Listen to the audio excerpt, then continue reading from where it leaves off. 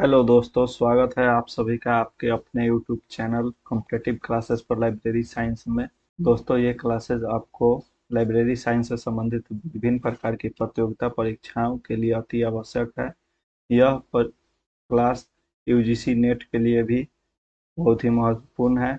मैं जितने भी क्वेश्चंस कराऊंगा उस साथ में उसके ऑप्शंस का भी एक्सप्लेनेशन करते चलूंगा, जिससे आपको डबल बेनिफिट होगी और ज़्यादा से ज़्यादा इन्फॉर्मेशन आप तक पहुंचेगी। दोस्तों, अगर आप इस चैनल में नए हैं तो चैनल को सब्सक्राइब करना ना भूलें, और आपके स्क्रीन पे जो दिख रहा होगा वह हमारा टेलीग्राम चैनल है, जिसे आप क्यूआर कोड के माध्यम से स्कैन करके आप उस चैनल से जुड़ सकते हैं, जहां आपको डेली एमसीक्यू क्वेश्चंस का क्विज प्राप्त हो सकेगा, तथा जितनी भी नई वैकेंसी लाइब्रेरी साइंस से जुड़ी हुई होगी उसकी इन्फॉर्मेशन आपको इस चैनल के माध्यम से मिलेगा। साथ ही व्हाट्सएप चैनल का लिंक यूट्यूब वीडियो के लिंक में दिया हुआ है, उस लिंक के माध्यम से आप व्हाट्सएप ग्रुप में भी जुड़ सकते हैं।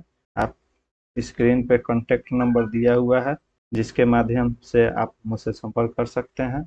और जैसा कि हम लोग यूनिट 1 इंफॉर्मेशन एंड कम्युनिकेशन कर रहे थे, उसी के आगे ये सेट नंबर 5 हम लोग इसके सभी महत्वपूर्ण एमसीक्यू एमसीक्यू क्वेश्चंस करेंगे। तो मैं दोस्तों ज़्यादा समय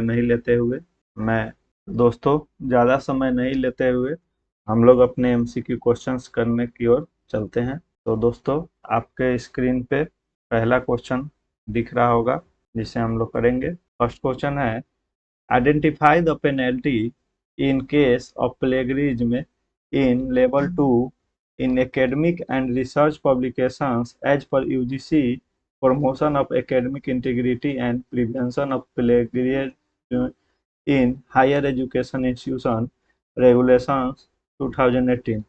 यूजीसी उच्च शिक्षा संस्थानों में अकादमिक अखंडता को बढ़ावा देना और साहित्यिक चोरी की रोकथाम विनियम 2018 के अनुसार अकादमिक और अनुसंधान प्रकाशनों में स्तर 2 में साहित्य चोरी के मामले में दंड की पहचान करे।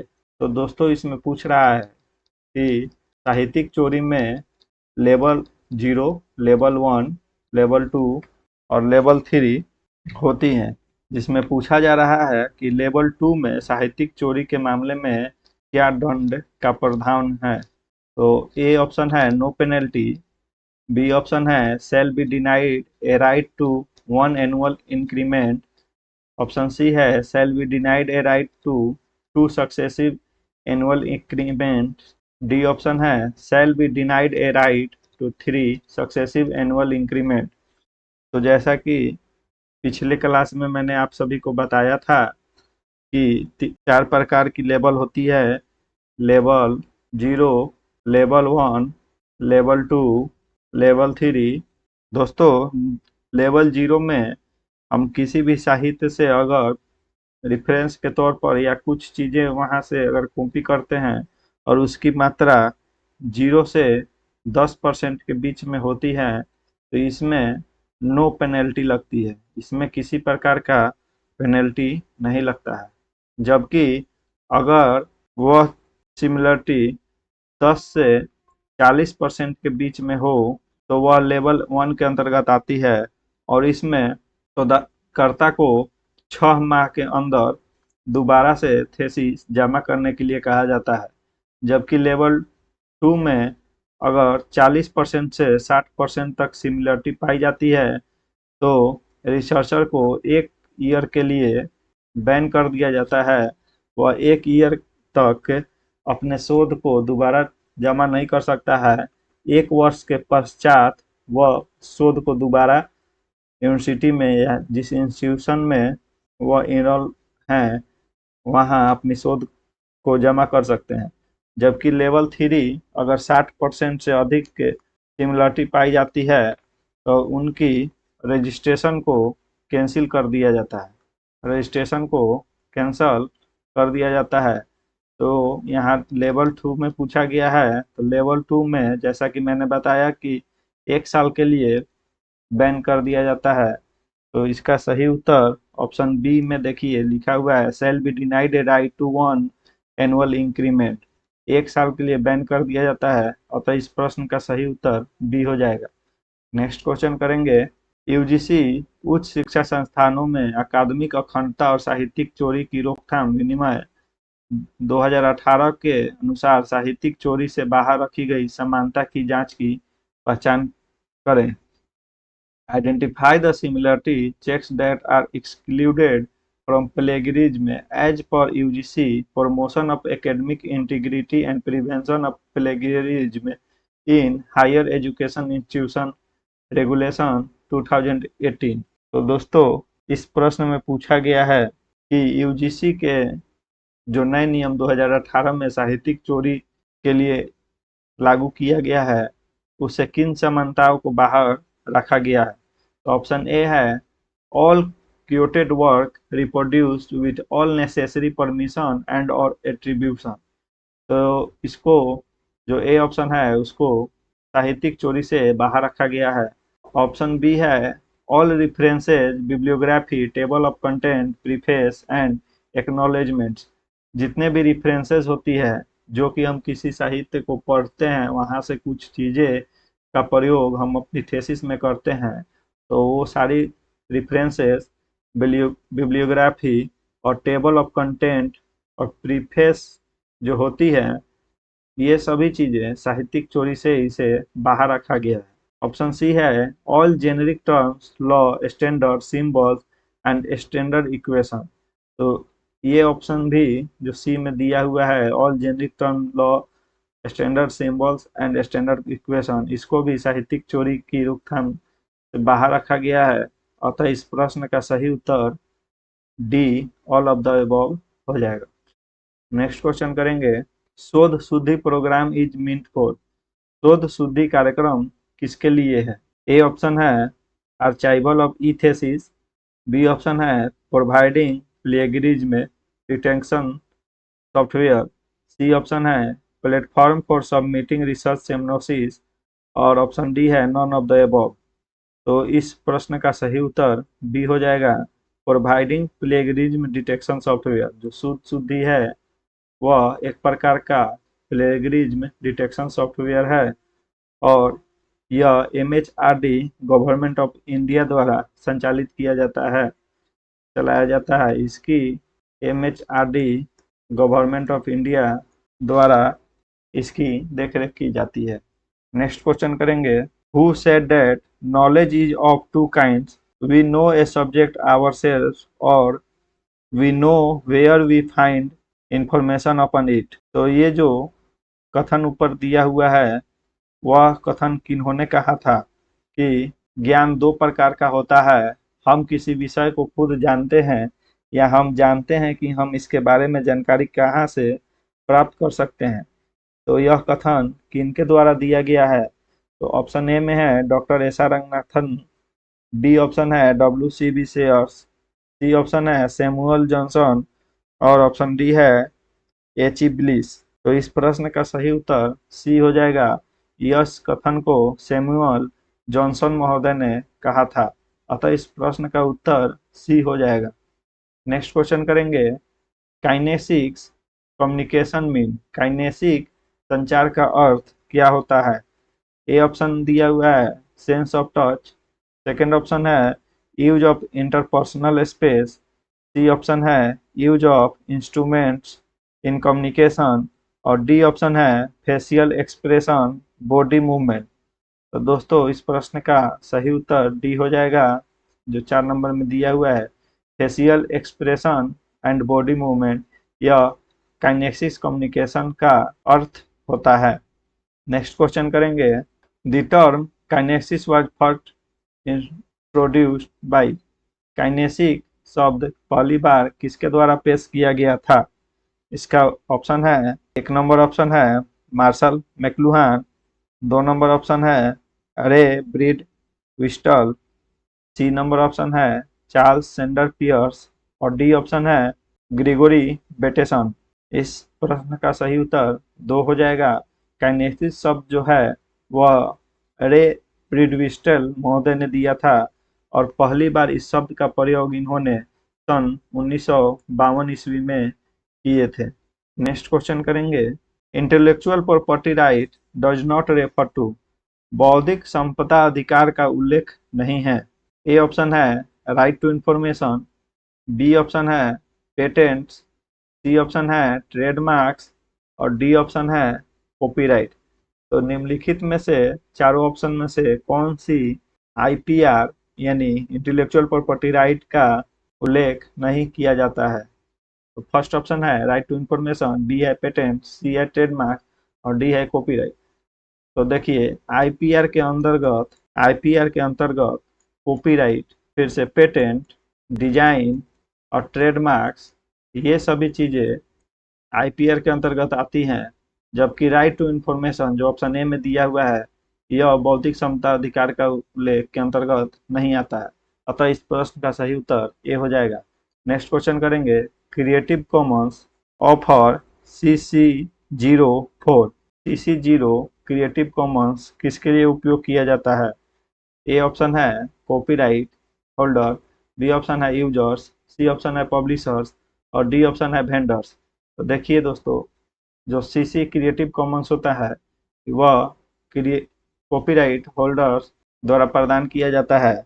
और देखिए, जहाँ तक मैं आपको क्रिएटिव कॉमन्स जो सीसी होती है इससे संबंधित क्वेश्चन परीक्षाओं में अवश्य ही पूछी जाती है। अगर क्रिएटिव कॉमन्स की हम बात करें तो क्रिएटिव कॉमन्स हम उसे कहते हैं कि यह एक लीगल टूल होता है जिसमें कॉपीराइट होल्डर अपनी सामग्री को समस्त विश्व को प्रदान करती है, उसे हम क्रिएटिव कॉमन्स के अंतर्गत आती है। नेक्स्ट क्वेश्चन करेंगे, copyright office government of India functions under the ministry of, copyright कार्यालय भारत सरकार मंत्रालय के तहत कार्य करता है। ए ऑप्शन है information and broadcasting, B option है law and justice, C option है कल्चर एंड डी ऑप्शन है कॉमर्स एंड इंडस्ट्री। तो जो कॉपीराइट कार्यालय होती है वह option D commerce and industry के अंतर्गत कार्य करती है। अतः इस प्रश्न का सही उत्तर डी कॉमर्स एंड इंडस्ट्री हो जाएगा। नेक्स्ट क्वेश्चन करेंगे, a characteristic in which information tends to leak and the more it leaks the more we have is, एक विशेषता जिसमें जानकारी लीक होती है और जितना अधिक यह लीक होता है उतना ही हमारे पास होता है, किसका उदाहरण है? तो इसका एक ए ऑप्शन है सिनर्जेटिक कैरेक्टरिस्टिक, बी है डिफ्यूजिव कैरेक्टरिस्टिक, सी है कंप्रेसिबल कैरेक्टरिस्टिक्स और डी ऑप्शन है शेयरेबल कैरेक्टरिस्टिक। तो इस प्रश्न का सही उत्तर बी डिफ्यूजिव कैरेक्टरिस्टिक हो जाएगा। डिफ्यूजिव कैरेक्टरिस्टिक के अंतर्गत ही जानकारी लीक होने की बात आती है। नेक्स्ट क्वेश्चन करेंगे, name the characteristic of information with which the more information we have the more we use the more it become useful.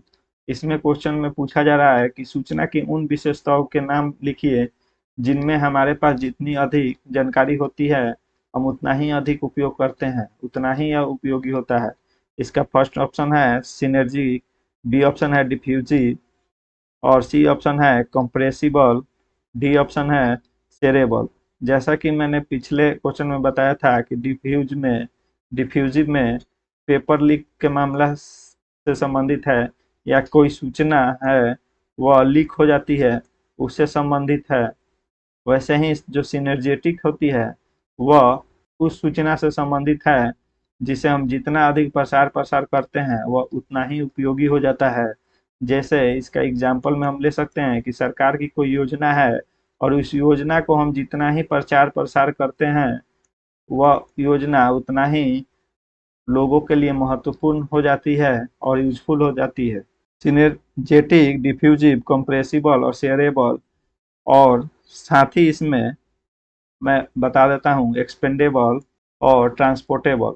ये जो 6 हो गया, 4 यहाँ पे, पांचवा और छठा, ये जो 6 कैरेक्टरिस्टिक हैं, जो 6 कैरेक्टरिस्टिक हैं, ये 1982 ईस्वी में 1982 ईस्वी में हार्लेन क्लेवेलैंड द्वारा दिया गया था। हार्लेन क्लेवेलैंड महोदय द्वारा ये चीजें दी गई थी। ये जितने भी 6 कैरेक्टरिस्टिक की मैंने बात की, synergetic, diffusive, compressive, shareable, expandable और ट्रांसपोर्टेबल, ये 6 कैरेक्टरिस्टिक अगर पूछ दी जाए कि किनकी देन है, तो यह सन 1982 में हार्लन क्लीवेलैंड के द्वारा दिया गया था।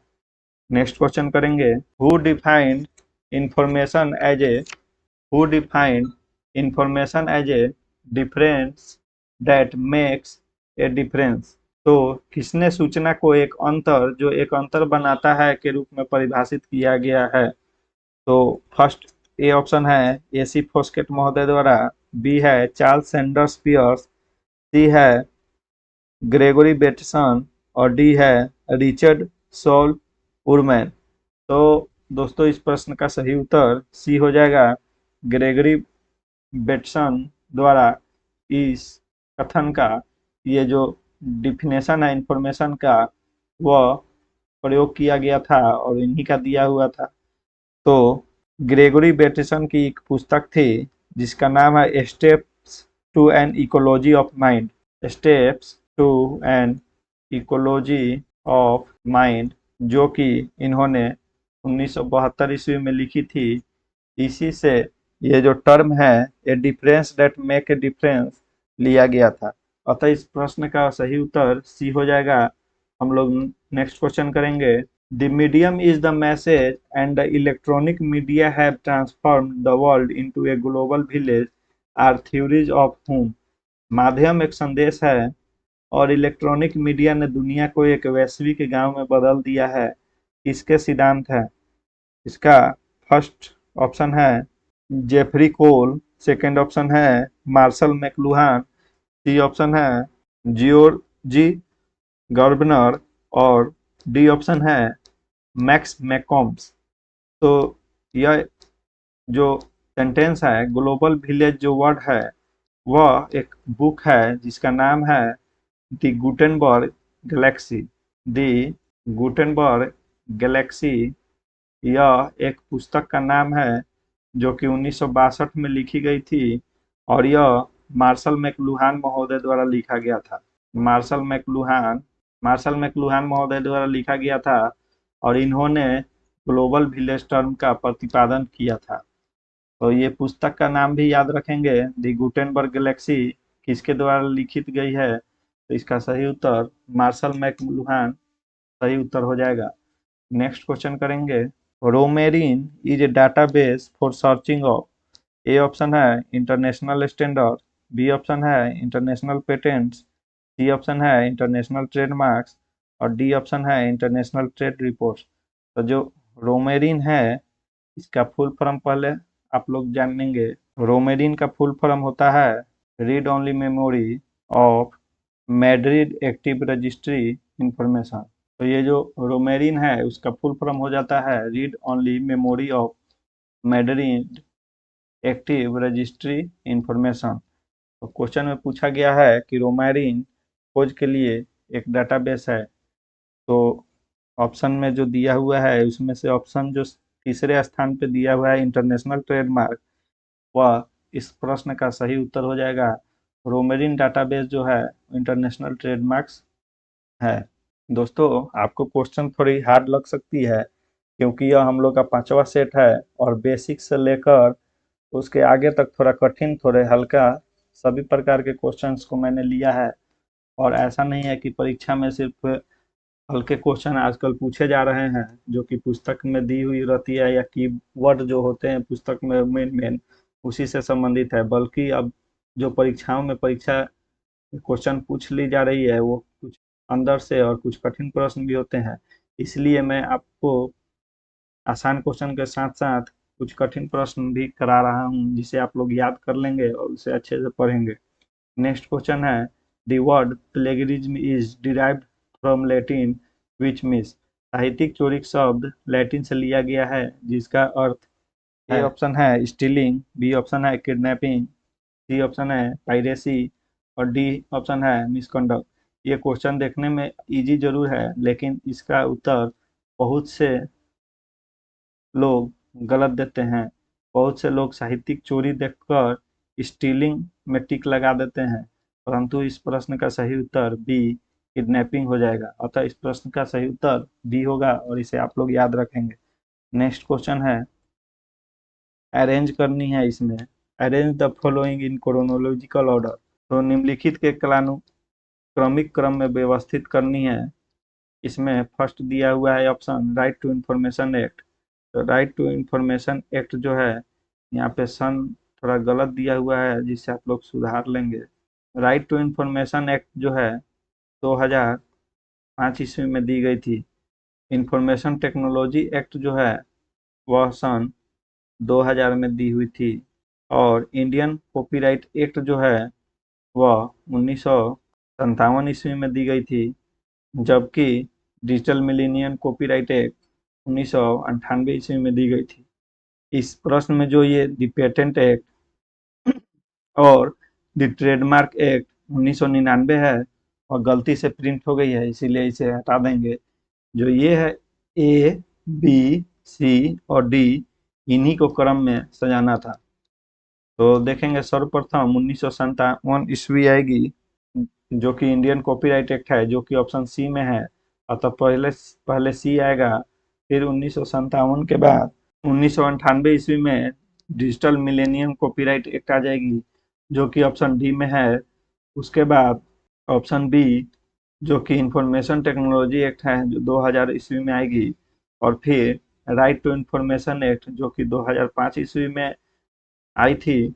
अतः इस प्रश्न का सी डी बी ए सही क्रम होगा। और C D B A option C में आप देखेंगे यहाँ पे लिखा हुआ है सी डी बी ए। अतः इस प्रश्न का सही उत्तर सी हो जाएगा। नेक्स्ट क्वेश्चन करेंगे। मैंने जो ये सन लिखवाए हैं इसको याद कर लेंगे, इंडिविजुअली भी कभी कभी परीक्षाओं में पूछ ली जाती है। नेक्स्ट क्वेश्चन करेंगे। Digital millennium copyright act DMCA is the law of. Digital millennium copyright act किसका कानून है? ऑप्शन ए दिया हुआ है यूनाइटेड किंगडम का, be united state, C European union या रसिया। तो इस प्रश्न का सही उत्तर दो यूनाइटेड स्टेट हो जाएगा। डिजिटल मिलेनियम कॉपीराइट एक कानून है जो कि सन 1998 ईस्वी में आई थी और यह यूनाइटेड स्टेट्स का कानून है। नेक्स्ट क्वेश्चन करेंगे।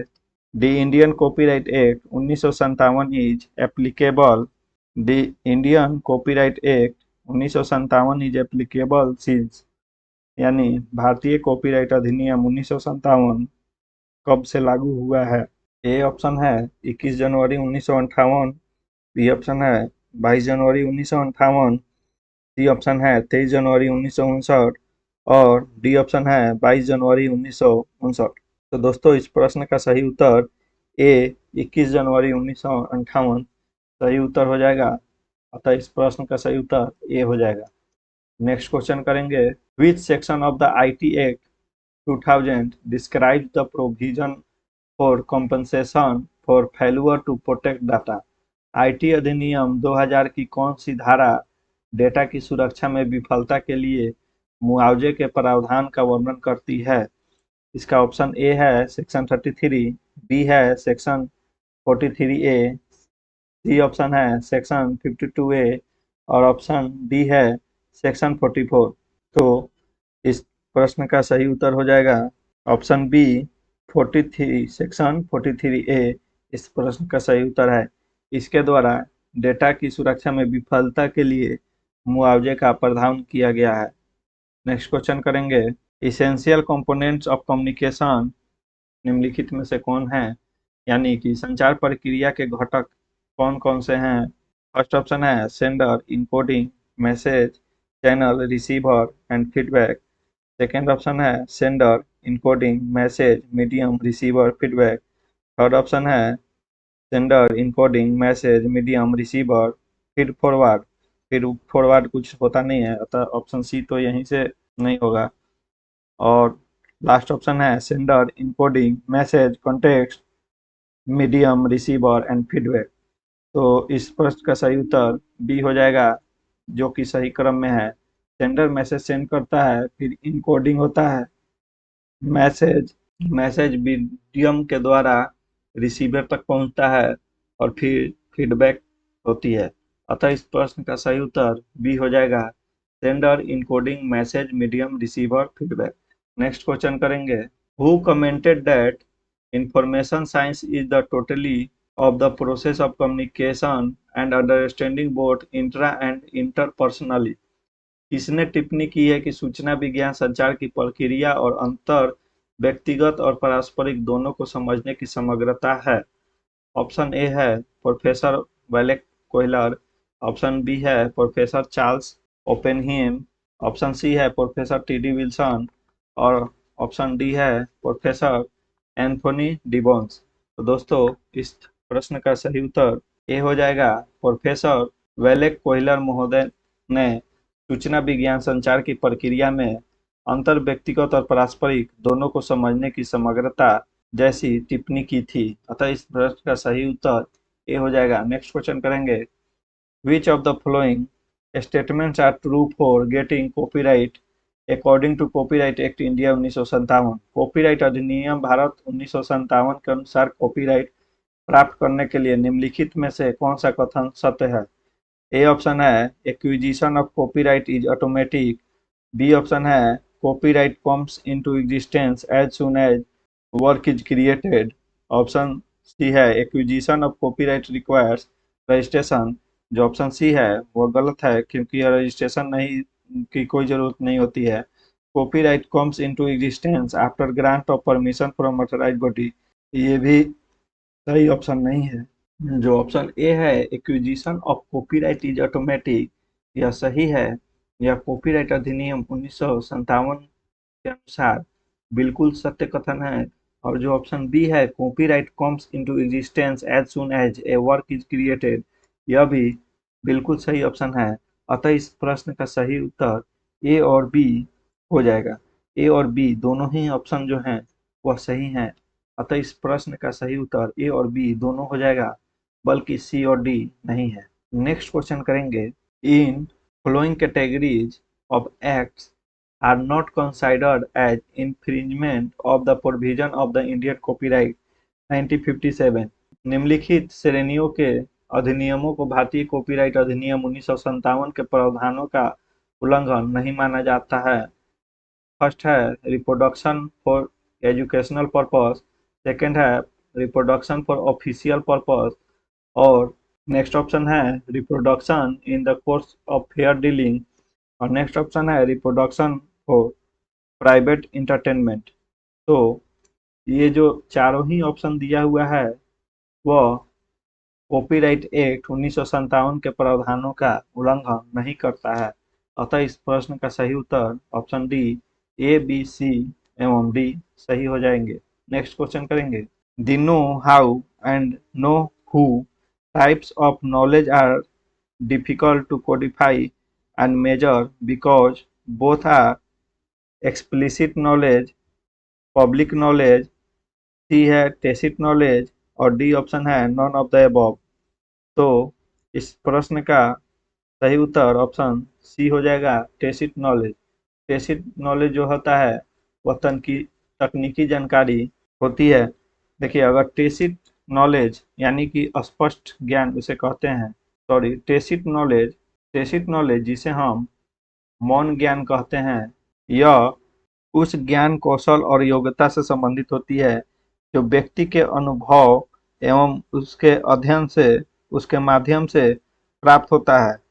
अक्सर शब्दों में ये चीज़ें जो टेसिट नॉलेज होती है उसे हम लोग व्यक्त नहीं कर सकते हैं। यह किसी व्यक्ति के अनुभव से जो ज्ञान हमें प्राप्त होता है उसे टेसिट नॉलेज कहते हैं। जबकि एक्सप्लिसिट नॉलेज होता है यह ज्ञान आसानी से व्यक्त किया जा सकता है, अवधारणाबद्ध होता है, संहिताबद्ध होता है, औपचारिक होता है एवं इसे संग्रहित किया जा सकता है। तो यह एक्सप्लिसिट नॉलेज के अंतर्गत आती है। अतः इस प्रश्न का सही उत्तर सी टेसिट नॉलेज हो जाएगा क्योंकि इसमें पूछा है कि the know how and know who types of knowledge are difficult to codify. जो किसी के अनुभव से संबंधित जानकारी होती है वो कोडिफाई करने में डिफिकल्टी का सामना करना पड़ता है। अतः यह टेसिट नॉलेज यानी कि मौन ज्ञान के अंतर्गत आती है। नेक्स्ट क्वेश्चन करेंगे, identify from the following the features of tacit knowledge. निम्नलिखित में से मौन ज्ञान की विशेषताओं की पहचान कीजिए। फर्स्ट ऑप्शन है रिसाइड्स इन ह्यूमन माइंड। जो टेसिट नॉलेज अभी मैंने बताया कि वह अनुभव से संबंधित होती है, यानी कि वह कि मनुष्य के माइंड में होती है, तो यह सही है, यह मौन ज्ञान के अंतर्गत आती है। कैन नॉट बी आर्टिकुलेटेड, यह भी सही ऑप्शन है, टेसिट नॉलेज के ही अंतर्गत आती है। टेंजिबल थर्ड ऑप्शन है, जो कि टेसिट नॉलेज के अंतर्गत नहीं आती है। और इजीली एक्सेसिबल भी टेसिट नॉलेज के अंतर्गत नहीं आती है, जैसे कि मैंने पिछले क्वेश्चन में बताया था कि यह एक्सप्लिसिट नॉलेज के अंतर्गत आती है, क्योंकि यह ज्ञान जो होती है वह व्यक्त आसानी से व्यक्त किया जा सकता है, अवधारणात्मक भी होती है और संहिताबद्ध औपचारिक संग्रहित होती है, और इसे जल्द एक्सेस किया जा सकता है, वो भी आसानी से। अतः इस प्रश्न का सही उत्तर जो टेसिट नॉलेज से संबंधित है वह ऑप्शन ए और बी हो जाएगा। अतः इस प्रश्न का सही उत्तर option B, A and B are correct हो जाएगा। नेक्स्ट क्वेश्चन करेंगे। Information may be categorise into which of the following three parts, सूचना को निम्नलिखित में से किस तीन भागों में वर्गीकृत किया जा सकता है। फर्स्ट ऑप्शन है logical, analytical, statical. Second option है statical, descriptive, analytical. C option है लॉजिकल, स्टैटिस्टिकल और सिस्टमैटिक। और डी ऑप्शन है नॉन ऑफ द अबव। तो सूचना को निम्नलिखित में से तीन भागों में वर्गीकृत किया जा सकता है, और वह है स्टैटिकल, डिस्क्रिप्टिव, एनालिटिकल, जो कि ऑप्शन बी में है, स्टैटिकल, डिस्क्रिप्टिव और एनालिटिकल। अतः इस प्रश्न का सही उत्तर बी हो जाएगा। नेक्स्ट क्वेश्चन करेंगे।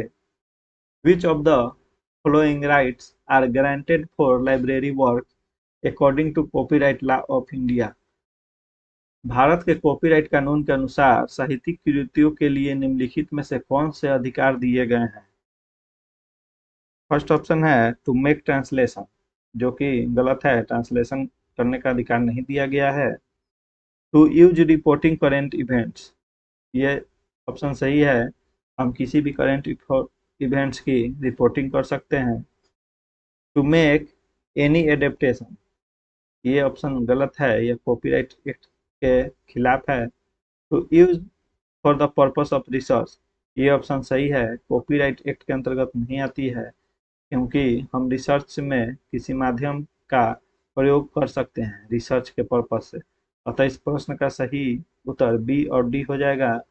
तो बी और डी ऑप्शन ऑप्शन डी में है, जो कि इस प्रश्न का सही उत्तर हो जाएगा। नेक्स्ट क्वेश्चन करेंगे। एक copyright law usually aims at the following features, एक कॉपीराइट कानून आमतौर पर निम्नलिखित विशेषताओं का लक्ष्य रखता है। ए ऑप्शन है स्टिमुलेट क्रिएटिव ऑथरशिप, जो कि सही है। बी है public availability of intellectual works, ये भी सही है। Freedom of access to information, यह सही नहीं है, फ्रीडम नहीं होती है कि किसी भी की इंफॉर्मेशन को हम अपना इंफॉर्मेशन बताकर व्यक्त करें।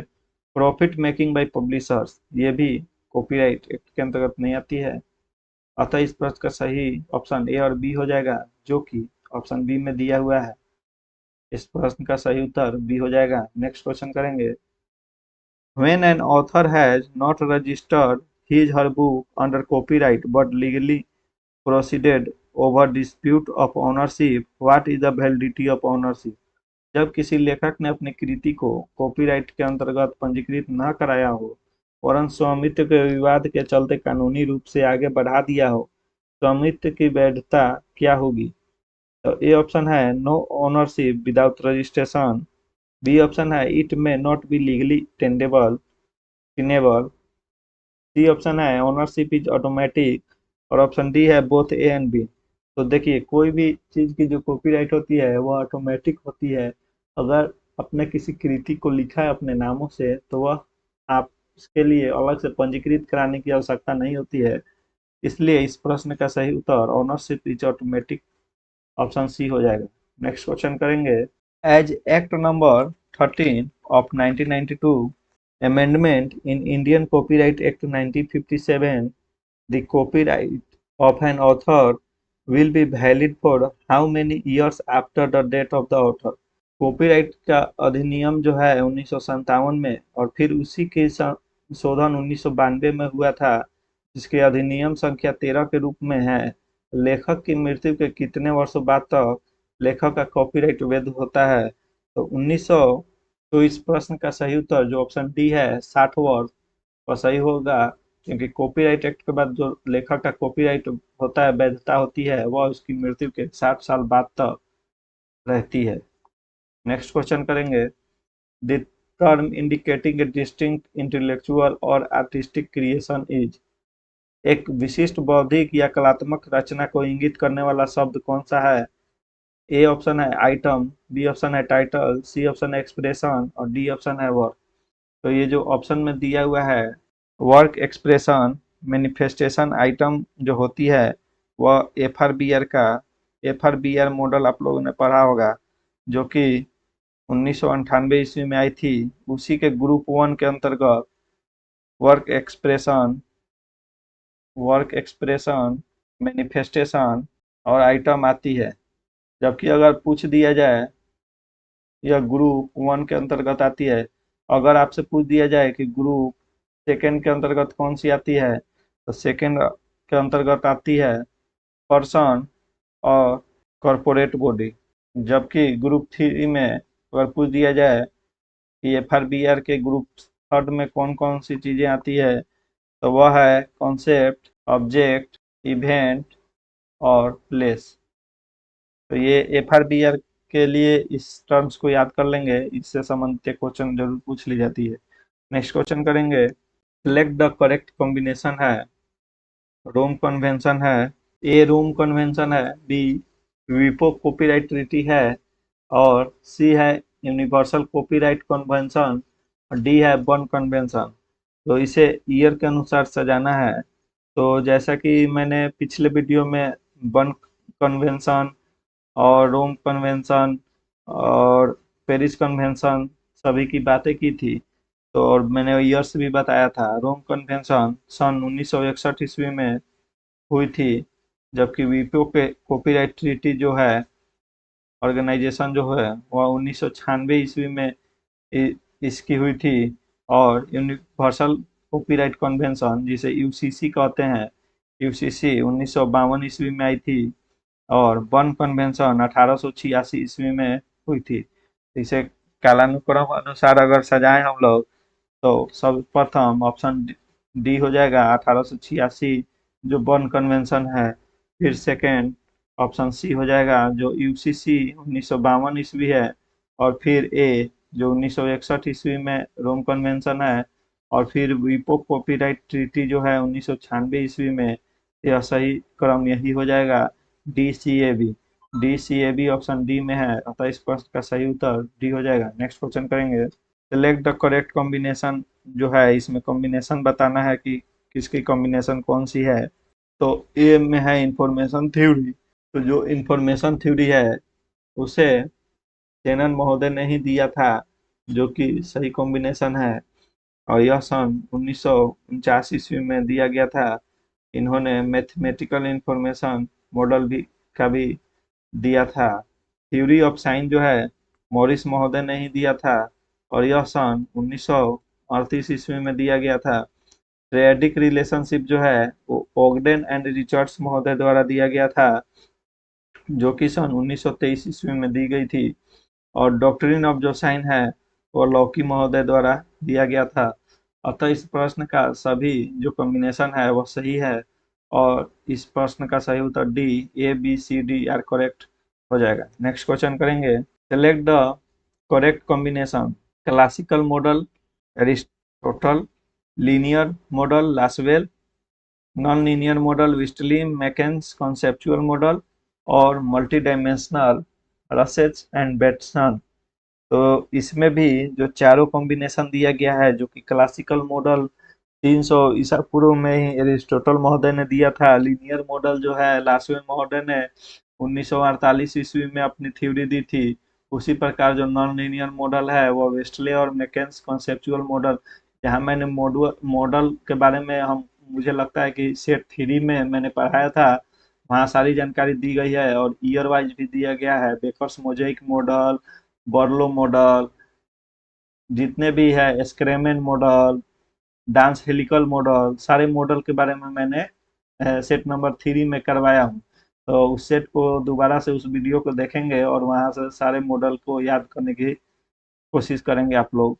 और मल्टी डायमेंशनल मॉडल जो है वो रसेज एंड बेटसन में दिया था, और इसीलिए इस प्रश्न का सही उत्तर D, A B C D are correct हो जाएगा। नेक्स्ट क्वेश्चन करेंगे, which of the following are the fundamental condition for a subject to be protected by IPR? IPR द्वारा संरक्षित किए जाने वाले विषय के लिए निम्नलिखित में से कौन सी मूलभूत शर्त है? तो ए ऑप्शन है the work must be original. तो आईपीआर जो इंटेलेक्चुअल प्रॉपर्टी राइट होती है उसके अंतर्गत जो मूलभूत शर्त है उसमें प्रथम जो है कि वर्क मस्ट बी ओरिजिनल होना चाहिए, यह सही है कथन। The work must be man made होना चाहिए, यानी कि किसी रोबोट से तो आप करा नहीं सकते हैं, या आर्टिफिशियल इंटेलिजेंस से, वो भी आईपीआर के लिए मूलभूत शर्त के अंतर्गत खड़ी नहीं उतरेगी, इसलिए the work must be man made होनी चाहिए। और ऑप्शन सी है the work must be intelligible. ऐसा कोई आवश्यक नहीं है कि जो वर्क है वो इंटेलिजिबल ही होना चाहिए। The work must be recorded and fixed. The work must be recorded and fixed होनी चाहिए, ये भी आईपीआर के अंतर्गत आती है, मूलभूत शर्तों में से एक है। अतः इस प्रश्न का ए बी और जो डी है वो सही ऑप्शन है। तो ऑप्शन डी जो जिसमें दिया हुआ है, option A B and D are correct, यह सही हो जाएगा। नेक्स्ट क्वेश्चन करेंगे, who developed the theory of indexing and information supply based on five axioms: definability, order, sufficient, degree of order, predictability and fidelity। तो इस प्रश्न का में कहा गया है कि जिन्होंने 5 स्वयं सिद्धों परिभाषित क्रम आदेश की पर्याप्त डिग्री, पूर्वानुमेयता और निष्ठा के आधार पर अनुक्रमण और सूचना आपूर्ति का सिद्धांत विकसित किया है। जिन्होंने 5 स्वयं सिद्धों परिभाषिता क्रम आदेश की प्राप्त डिग्री, पूर्वानुमेयता और निष्ठा के आधार पर अनुक्रमण और सूचना आपूर्ति का सिद्धांत विकसित किया है। इस प्रश्न का ऑप्शन है ए रॉबर्ट फ्यूगमैन, बी विलियम कूपर, सी यूजिन गैरफील्ड और डी है केल्विन मूर्स। तो इस प्रश्न का सही उत्तर ऑप्शन ए रॉबर्ट फ्यूगमैन हो जाएगा। और इन्होंने एक पुस्तक लिखी थी जिसका नाम था सब्जेक्ट एनालिसिस एंड इंडेक्सिंग। इनकी एक पुस्तक थी जिसका नाम है subject analysis and indexing, theoretical foundation and practical advice, जो कि 1993 ईस्वी में लिखी गई थी। वह रॉबर्ट फ्यूगमैन महोदय ने लिखा था, और इसी के द्वारा उन्होंने जो 5 सिद्धांत है क्रम आदेश की पर्याप्त डिग्री, पूर्वानुमेयता और निष्ठा के आधार पर अनुक्रमण और सूचना की आपूर्ति का सिद्धांत को विकसित किया था इन्होंने। नेक्स्ट क्वेश्चन करेंगे, सिलेक्ट द करेक्ट कॉम्बिनेशन है। तो होमोग्राफ दिया हुआ है, होमोग्राफ इसका मतलब क्या होता है? होमोग्राफ होता है जो share same written form as author as another word but has a different meaning. Homograph का जो अर्थ होता है कि शेयर जो है सेम रिटन फॉर्म में हो लेकिन अनदर वर्ड का प्रयोग किया गया हो और उसका डिफरेंट मीनिंग निकलता हो, तो वह होमोग्राफ के अंतर्गत आती है। तो यह सही है। साइनोनिम जो होता है वो एग्जैक्टली और nearly the same as another word होता है। साइनोनिम मतलब परिवाची शब्द हम कह सकते हैं, जैसे अग्नि, आग, अनल, तीनों का अर्थ एक ही होता है लेकिन शब्द अलग अलग हैं, तो इसे साइनोनिम का अर्थ ये सही दिया हुआ है। पोलीजेमी, पोलीजेमी का अर्थ होता है capacity for a sign to have multiple meaning. इसका अर्थ होता है कि इसकी कैपेसिटी होती है कि वह एक शब्द का कई मीनिंग निकाल सकता है। टर्मिनोलॉजी जो है वह study of term and their use होता है, तो यह भी सही कॉम्बिनेशन है। अतः इस प्रश्न का ए बी सी डी चारों ही कॉम्बिनेशन सही है, तो इसका ऑप्शन डी सही उत्तर हो जाएगा। नेक्स्ट क्वेश्चन करेंगे, who introduce the concept of knowledge industry? ज्ञान उद्योग की अवधारणा किसने पेश की थी? तो फर्स्ट ऑप्शन है पीटर ड्रकर, सेकंड ऑप्शन है फ्रिज मैस्लोव, सी ऑप्शन है मार्क पोरेट और डी ऑप्शन है विलियम सेफेडी। तो इस प्रश्न का सही उत्तर बी हो जाएगा फ्रिज मैचलव। फ्रिज मैचलव महोदय ने नॉलेज इंडस्ट्री नामक शब्द का इंट्रोडक्शन दिया था। नेक्स्ट क्वेश्चन है, right to information act was enacted on. शिक्षा का अधिकार अधिनियम कब लागू हुआ था? फर्स्ट ऑप्शन है 4 अगस्त 2009। सेकंड ऑप्शन है 4 सितंबर 2009। थर्ड ऑप्शन है 1 अप्रैल 2010 और लास्ट ऑप्शन है 10 अप्रैल 2010। तो इस प्रश्न का सही उत्तर ए हो जाएगा। ए को डी बना लेते हैं, ए बी सी डी दिया हुआ है। इस प्रश्न का सही उत्तर डी हो जाएगा 4 अगस्त 2009, जो कि आर्टिकल 21A के अंतर्गत इस शिक्षा का अधिकार को लागू किया गया था। नेक्स्ट क्वेश्चन करेंगे, identify the modes of information generation. Information generation के मोड को हम लोग सेलेक्ट करेंगे। तो ए ऑप्शन है ऑब्जर्वेशन, बी ऑप्शन है डाटा, सी ऑप्शन है टेक्स्ट बुक और डी ऑप्शन है थॉट प्रोसेस। तो इस प्रश्न का सही उत्तर ए और बी हो जाएगा। ऑब्जर्वेशन भी सूचना का सृजन ऑब्जर्वेशन के माध्यम से किया जाता है और डाटा भी इकट्ठा किया जाता है किसी चीज को ऑब्जर्व करके, और इन डाटा के बाद ही इंफॉर्मेशन का प्रयोग होता है। डाटा के बाद इंफॉर्मेशन होता है, फिर नॉलेज होता है और नॉलेज के बाद विजडम होता है, जैसा कि मैंने प्रीवियस क्लास में इसकी जानकारी विस्तार से दिया हूँ। तो ऑब्जर्वेशन और डाटा जो है इंफॉर्मेशन जनरेशन का कार्य करता है। टेक्स्ट बुक भी इंफॉर्मेशन जनरेट नहीं करता है बल्कि इंफॉर्मेशन को हमको तक पहुंचाता है। थॉट प्रोसेस किसी व्यक्ति द्वारा सोचा गया शब्द होता है या कोई भी सूचना हो सकती है। तो यह इंफॉर्मेशन जनरेशन के तत्व नहीं है, अतः ए और बी ऑप्शन बी में दिया हुआ है यह सही है और इस प्रश्न का सही उत्तर बी हो जाएगा। नेक्स्ट क्वेश्चन करेंगे, according to ACRL scholarly communication involve the following steps.